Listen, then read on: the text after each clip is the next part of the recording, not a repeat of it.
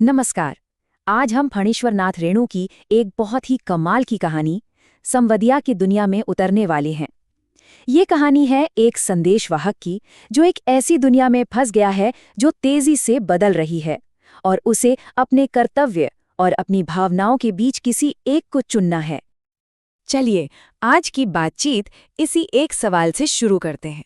सोचिए जरा, क्या कोई मैसेज इतना तकलीफदेह हो सकता है कि उसे किसी तक पहुंचाना नामुमकिन सा लगे? यही सवाल हमें सीधे कहानी के दिल में ले जाता है। तो पहले ये समझते हैं कि ये संवदिया आखिर है कौन। देखिए, ये कोई मामूली डाकिया नहीं है, बिल्कुल नहीं। संवदिया तो समझिए इंसानी जज्बातों का वाहक है। एक ऐसा पेशा जो अब तो खैर लगभग खत्म ही हो चुका है। उसका काम सिर्फ शब्द पहुंचाना नहीं था, नहीं, बल्कि उन शब्दों में छुपे आंसू, दर्द और उम्मीद को भी हूबहू पहुंचाना था। कहानी की शुरुआत होती है एक ऐसे जमाने में जब डाकघर यानी पोस्ट ऑफिस का चलन आम हो गया था। ऐसे में कहानी के हमारे हीरो हरगोबिंद को बड़ी हैरानी होती है जब उसे गांव की सबसे बड़ी हवेली से बुलावा आता है। वो सोच में पड़ जाता है, भाई अब इस जमाने में संवदिया को कौन पूछता है। पर जैसे ही हरगोबिंद उस टूटी फूटी हवेली में पहुंचता है ना, उसका तजुर्बा उसे फौरन बता देता है कि मामला बहुत संगीन है। ये कोई आम चिट्ठी नहीं है, ये एक ऐसा राज है जिसे दुनिया की नजरों से, यहाँ तक कि चांद सूरज से भी छिपा कर रखना होगा। और यही इससे कहानी की जो असली उलझन है वो हमारे सामने आती है। ये संदेश उस हवेली की हालत और वहां रहने वाली बड़ी बहुरिया की दर्द भरी कहानी है। क्या से क्या हो गया है। जहां कभी हवेली में नौकरों चाकरों की भीड़ लगी रहती थी, आज वही बड़ी बहुरिया खुद अनाज साफ कर रही हैं। और वो बनारसी साड़ी जो कभी उनकी शान हुआ करती थी, आज बंटवारे में उसके 3 टुकड़े हो चुके हैं। ये सिर्फ एक हवेली का पतन नहीं, ये एक पूरे परिवार के बिखरने की कहानी है।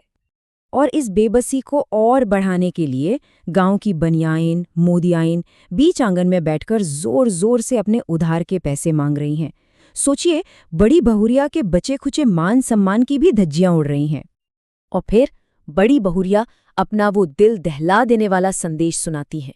उनकी आवाज में इतनी लाचारी है कि वो कहती है, मैं अपने ही मायके में नौकरानी बन जाऊंगी, उनकी जूठन खा लूंगी, बस मुझे इस जहन्नुम से बाहर निकाल लो। उनका संदेश महज एक संदेश नहीं, बल्कि पूरी तरह से हार मान लेने का ऐलान है।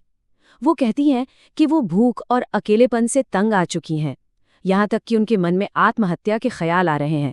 और वो एक सीधा सवाल पूछती हैं, आखिर किसके लिए सहूं मैं ये सब। तो हरगोबिंद ये भारी बोझ लेकर अपने सफर पर निकल पड़ता है। लेकिन ये सिर्फ एक जगह से दूसरी जगह का सफर नहीं है। असल सफर तो उसके मन के अंदर चल रहा है। बड़ी बहुरिया के शब्द उसके कानों में, उसके दिल में गूंज रहे हैं। ये उसके लिए सिर्फ एक नौकरी नहीं रह जाती। उसे ऐसा लगता है जैसे वो किसी की पूरी जिंदगी का वजन अपने कंधों पर उठाए हुए है। संदेश का एक एक शब्द उसके दिल में कांटे की तरह चुभता है, क्योंकि वो बड़ी बहुरिया के दर्द को महसूस कर सकता है। और यहीं हरगोबिंद के अंदर असली कश्मकश शुरू होती है। एक तरफ उसका काम है कि संदेश को जैसा का तैसा पहुंचा दे, और दूसरी तरफ है अपने गांव की इज्जत, अपने गांव की लक्ष्मी का सम्मान बचाने की जिम्मेदारी।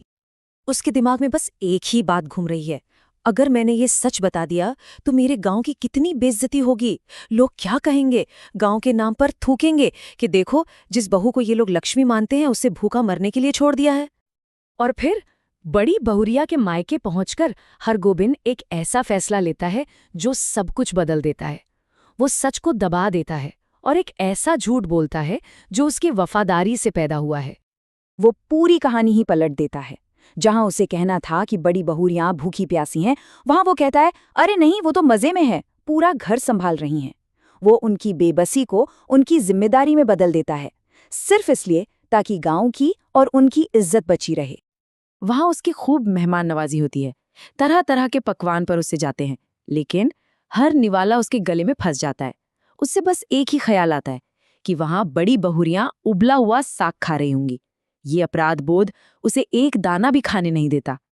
पूरी रात वो करवटें बदलता रहता है।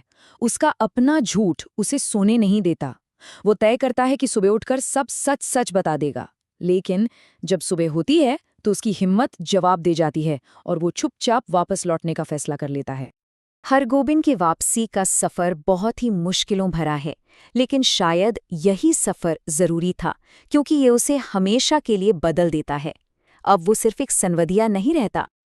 ये वापसी का सफ़र उसके लिए एक सज़ा, एक तपस्या जैसा था। पैसे खत्म हो जाते हैं, वो भूखा प्यासा करीब 65 किलोमीटर्स पैदल चलता है और गांव की सरहद पर पहुंचते पहुंचते वो बेहोश होकर गिर पड़ता है। ये मानो उसके उस झूठ का प्रायश्चित था। और जब उसकी आंखें खुलती हैं तो वो जो नज़ारा देखता है वो दिल को छू लेने वाला है। जिस बड़ी बहुरिया की इज्जत बचाने के लिए उसने इतना बड़ा झूठ बोला, आज वही बड़ी बहुरिया एक माँ की तरह उसकी देखभाल कर रही हैं। और बस यहीं हरगोबिंद टूट जाता है। वो कहता है, मुझे माफ़ कर दो, मैं तुम्हारा संदेश नहीं कह पाया।